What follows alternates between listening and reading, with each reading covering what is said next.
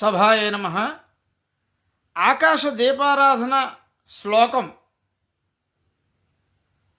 కీటాః పతంగాః మసగాశ్చ వృక్షాః జలే స్థలే ఏ నివసంతి జీవాః దృష్ట్వా ప్రదీపం న చ జన్మభాగినః భవంతి త్వం స్వవజాహి విప్రాః.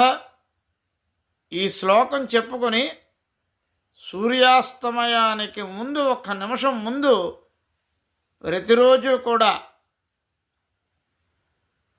ఈ ఆకాశ దీపాన్ని వెలిగించాలి. వెలిగించి ఆకాశానికి చూపించి మీకు అందుబాటులో ఉన్నటువంటి స్తంభమునకో లేదా ఒక ఎత్తుగా ఉన్నటువంటి అమర్చినటువంటి ఒక ప్రదేశమునకు మీరు ఈ ప్రదేశంలో ఈ యొక్క దీపాన్ని ఉంచాలి. ఏంటి ఈ విశేషము అంటే, కార్తీక మాసంలో కార్తీక దీపము అంటారు. కార్తీక పౌర్ణమి రోజున కృత్తికా నక్షత్రం ఉంటుంది. నక్షత్రాలకి గ్రహములకు అన్నింటికీ కూడా స్వస్థలం ఏది అయ్యా అంటే ఆకాశమే. అంతరిక్షం అంత గొప్ప పంచమహాభూతాల్లో ఒకటి. అందుకనే మనకి పృథివ్యాపస్థేజో వాయురాకాశాల్లో పృథివీతత్వమైనటువంటి మనం ఇక్కడ ఉంటే తిరిగి మనం చేరుకునేటటువంటిది పృథివీ ఆపహ తేజో వాయు ఆకాశ. ఆకాశానికి అంతరిక్షానికే మనం చేరుకోవాలి అనుకుంటాం. అంతరిక్షం అంటే ఊర్ధ్వస్వరూపం, అంటే ఊర్ధ్వలోకాలకు మనం చేరడానికి